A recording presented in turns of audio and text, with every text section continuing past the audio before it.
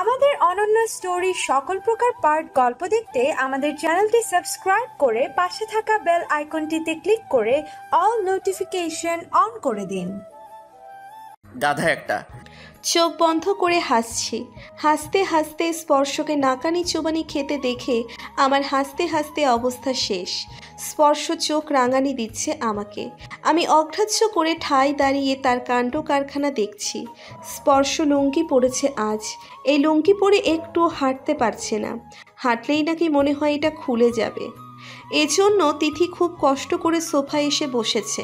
তার সাথে বসে আছে আব্বু আর দুলাভাই। এই লুঙ্গি পরার প্ল্যানটা করেছে দুলাভাই।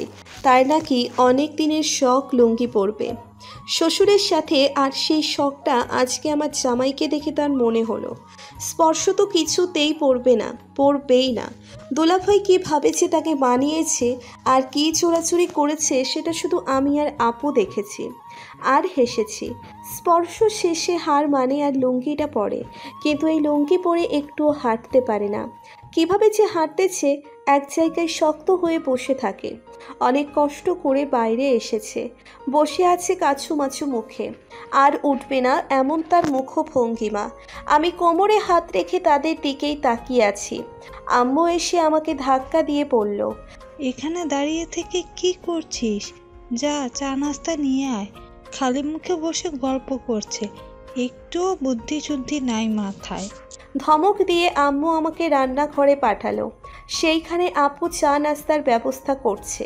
আমি ট্রে হাতে নিয়ে স্পর্শদের সামনে এনে রাখলাম। তিনজনের হাতে চায়ের কাপ তুলে দিলাম। তারপর তাদের পাশে দাঁড়িয়ে রইলাম। আপু চা শেষ করে রুমে চলে গেল। তার আড্ডা দেওয়া শেষ। দুলাভাই স্পর্শকে টেনে দাঁড় করিয়ে বলল, চলো বাইরে থেকে ঘুরে আসি। দুই জামাই। স্পর্শ দুলাভাইয়ের হাত থেকে নিজের হাত ছাড়িয়ে তাড়াতাড়ি আবার বসে পড়ল। না, আমি কোথাও যেতে পারবো না দুলাভাই। আপনার যেখানে খুশি যান, আমাকে চেঞ্জ করতে দিন, না হলে আমি এখানে এভাবে বসে থাকবো। দুলাভাই স্পর্শের কথা শুনে হাসতে হাসতে বলল, টিচার দেখি সামান্য একটা লুঙ্গি সামলাতেও পারে না, সে তার ছাত্রছাত্রীদের সামলায় কি করে? আমিও হা হা করে হেসে উঠলাম। স্পর্শ আমাকে হাসতে দেখে বলল নিচু স্বরে, তোমার মতো স্বার্থপর আমি দুটো দেখিনি। হাজব্যান্ডের বিপদে কেউ এভাবে প্রাণ খুলে হাসতে পারে? কোথায় আমাকে বাঁচাবে তা না, তাল মিলিয়ে মজা নিচ্ছ। আমিও হাসলাম। ঠিক করেছি, আপনি আমাকে বিয়ের আগে অনেক কষ্ট দিয়েছেন। সামান্য ভালোবাসি বলতে আপনি ঠিক 6 বছর কাটিয়ে দিয়েছেন। আর কতই না অবহেলা। আল্লাহ! স্পর্শ আমার কথা শুনে কপালে হাত দিয়ে কপাল চাপড়াতে লাগলো। দোলাভাই আবার কিছু বলতে আসবে, তখন সেখানে আপুর আগমন ঘটল। আপু যেই শুনতে পেয়েছে লুঙ্গি পরে দুলাভাই বাইরে যাওয়ার সিদ্ধান্ত নিয়েছে, সেই থেকে চিল্লাচিল্লি করে দুলাভাইকে টেনে নিয়ে গেছে। আপু কিছুতেই দুলাভাইকে লুঙ্গি পরে বাইরে যেতে দিবে না, কিন্তু দুলাভাই লুঙ্গি পরে যাবে, তাও স্পর্শকে সাথে নিয়ে। স্পর্শ যে দেখেছে দুলাভাই আর আপু রুমে চলে গেছে, আর আশেপাশে কেউ নেই। সেই আমার বাহু শক্ত করে ধরে টানতে টানতে রুমে চলে এলো। আসার সময় তার লুঙ্গি হাঁটুর উপরে উঠে গেছে। স্পর্শ এক হাতে আমার হাত আর এক হাতে লুঙ্গি সামলিয়ে কোনো রকম রুমে এসে স্বস্তির নিঃশ্বাস ফেলে। স্পর্শ খট করে দরজা আটকে আমাকে দরজার সাথে চেপে ধরল।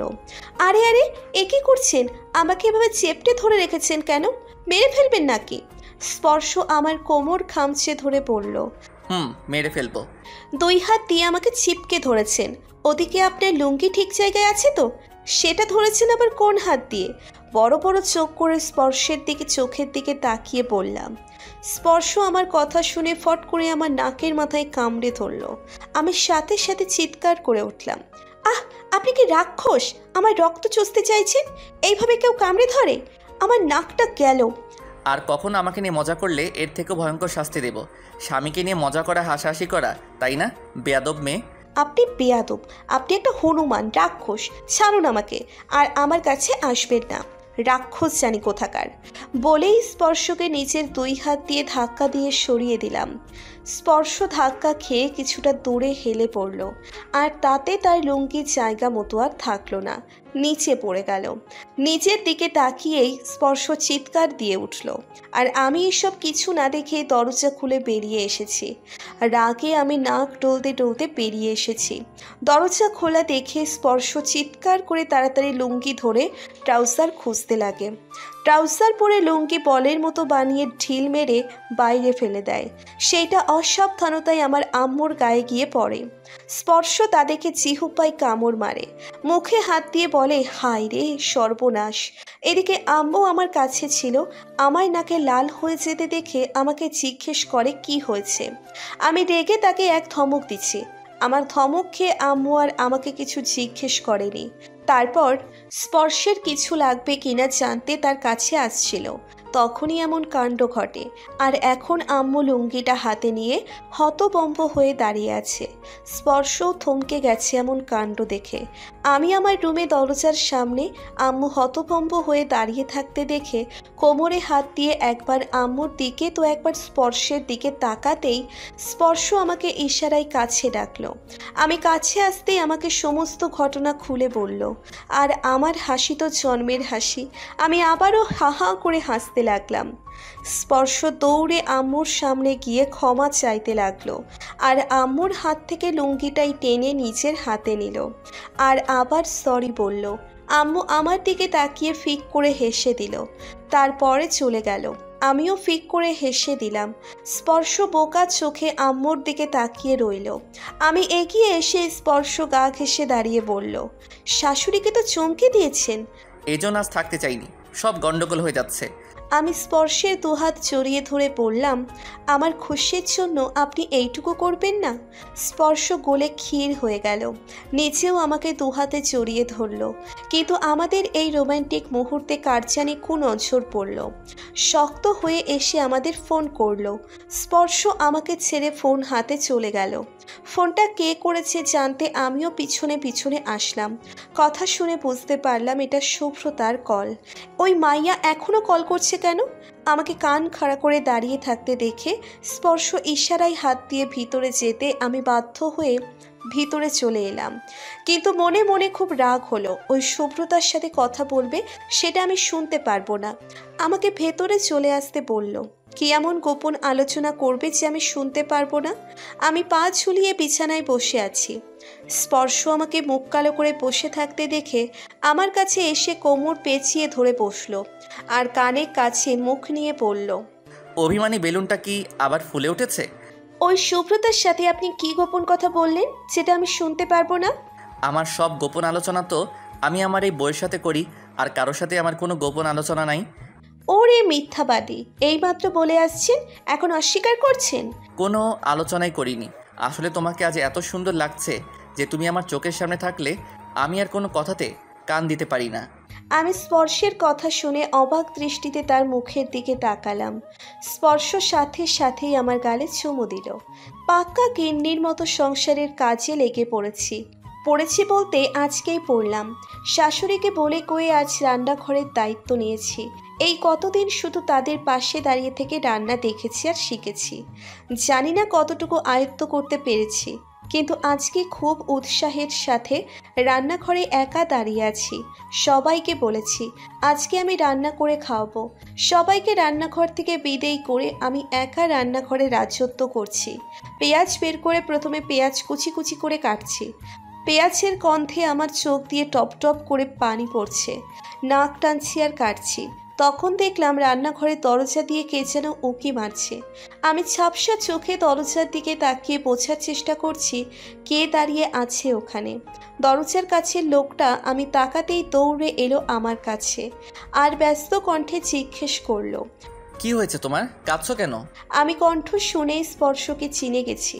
আমি কাঁদবো কেন, আমি তো পেঁয়াজ কাটছি। স্পর্শ বলল, তুমি তো কাঁদছো, এই যে চোখের জল, তাকাতেও পারছো না। কি হয়েছে তোমার চোখে? আমাকে সত্যি করে বলো।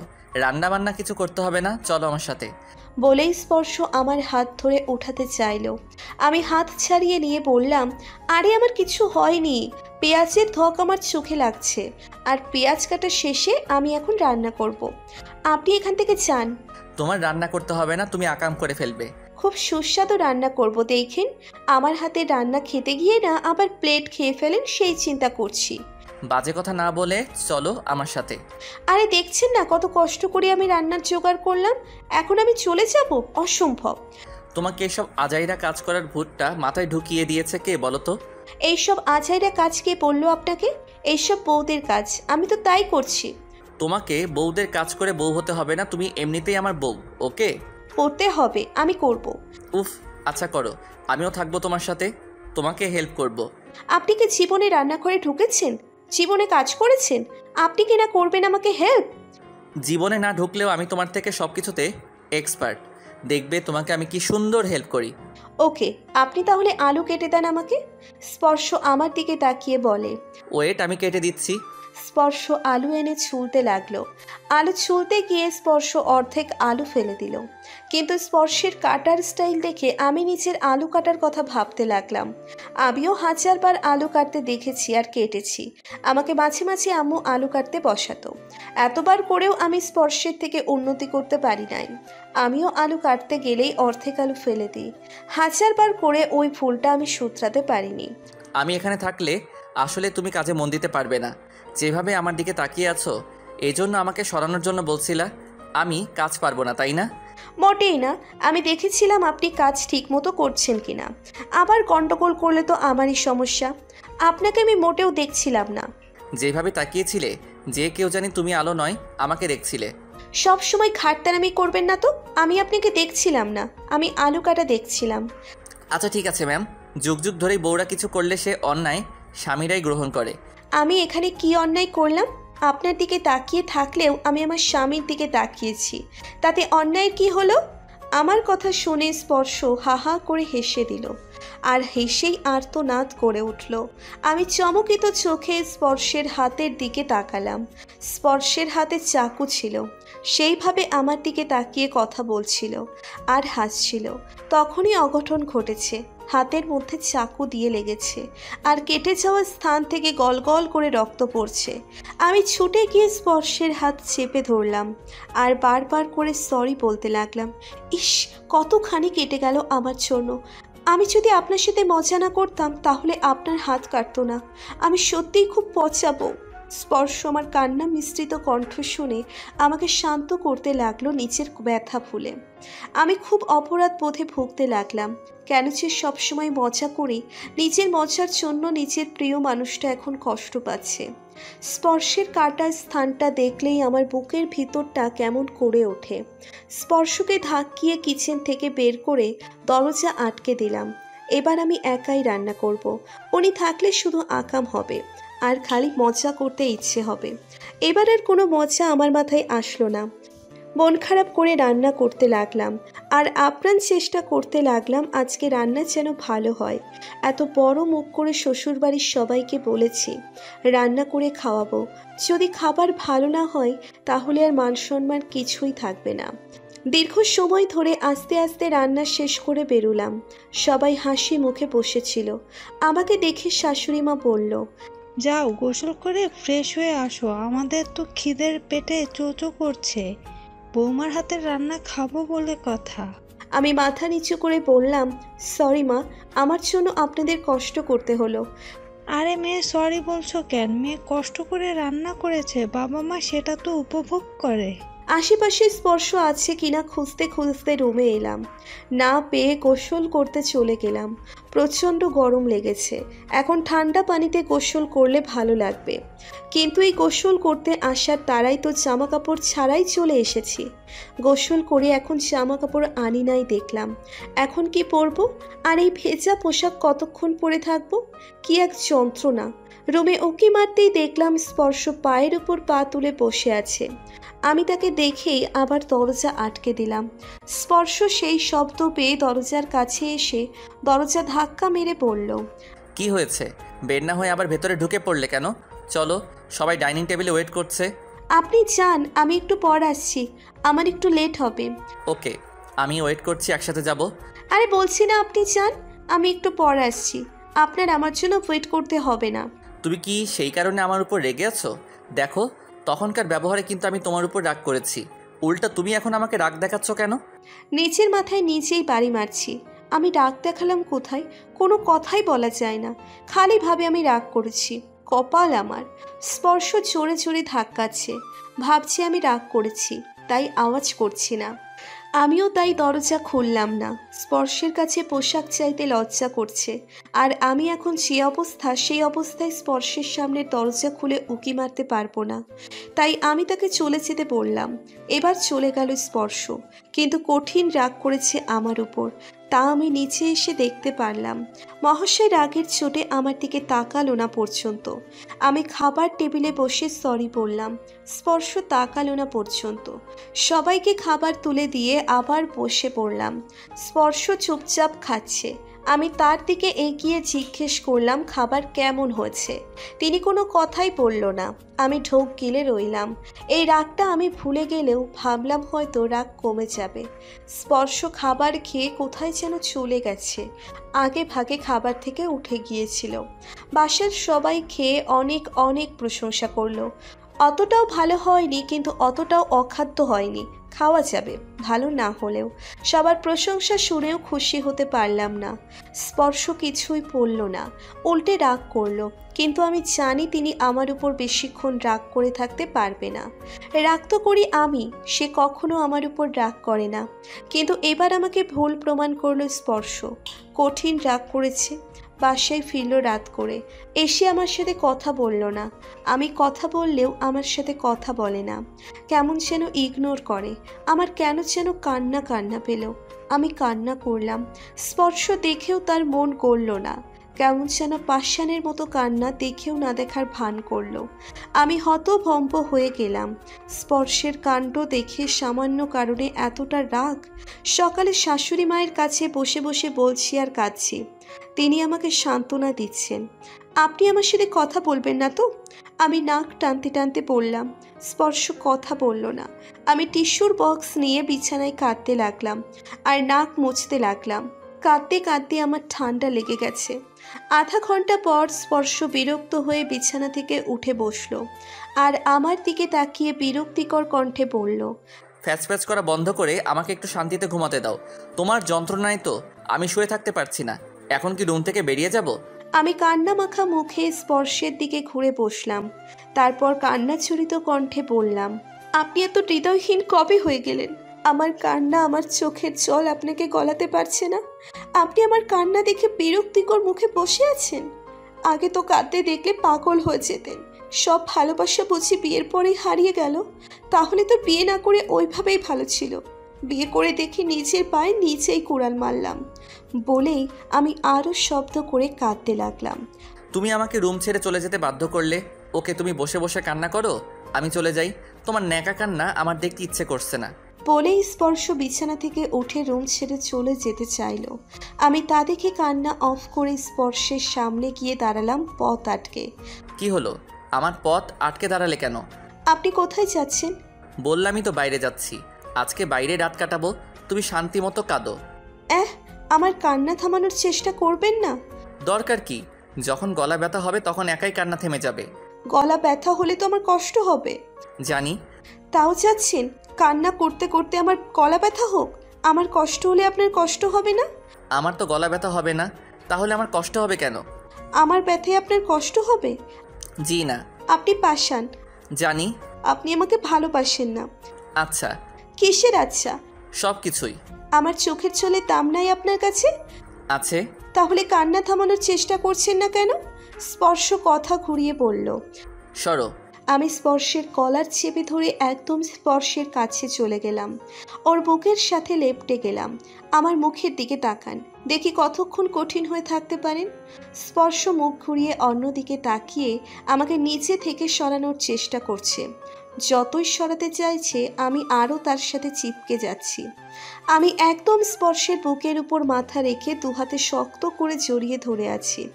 স্পর্শ আমার কাঁধ ধরে সরাতে চাইছে, পারছে না। তাই বিরক্ত হয়ে এবার ধমক মারল। আমি ধমক খেয়ে ভয়ে স্পর্শকে ছেড়ে দিলাম। স্পর্শ নিজেও ধমক দিয়ে অবাক। এতটা রিয়্যাক্ট করতে চাইনি, কিন্তু করে ফেলেছে। আমি দৌড়ে সিফার কাছে চলে এলাম।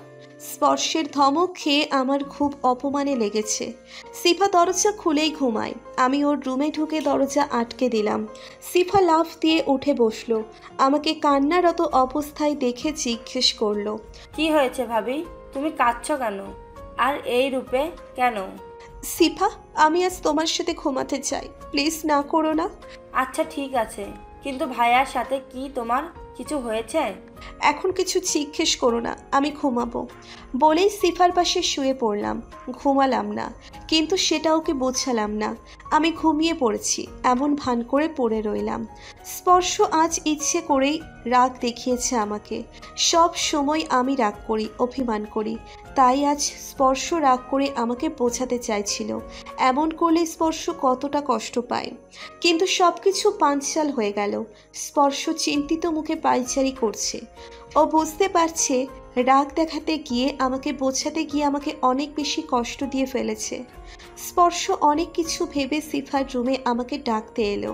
ছোট বোনের রুমে এসে ডাকতেও লজ্জা করছে ওর, কিন্তু এখন না ডেকেও তো থাকতে পারবে না ও, তাই বাধ্য হয়ে লাজ লজ্জা ভুলে এসেছে স্পর্শ। দরজার বাইরে দাঁড়িয়ে দরজায় করাঘাত করলো। প্রথমে আমার নাম ধরে ডাকলো। আমি শুনেও না শোনার ভান করে পড়ে আছি। কয়েকবার ডাকার পর সীমার নাম ধরে ডাকতে লাগলো। সিফা খুব তাড়াতাড়ি ঘুমিয়ে পড়েছিল। ও স্পর্শের ডাক শুনে ধরপড়িয়ে উঠে দরজা খুলল। ঘুম ঘুম চোখে পড়ল। কি হয়েছে ভাইয়া?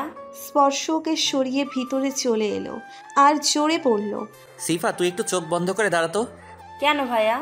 আমি বলছি তাই, সব কিছুতে তোর কারণ জানতে হবে কেন?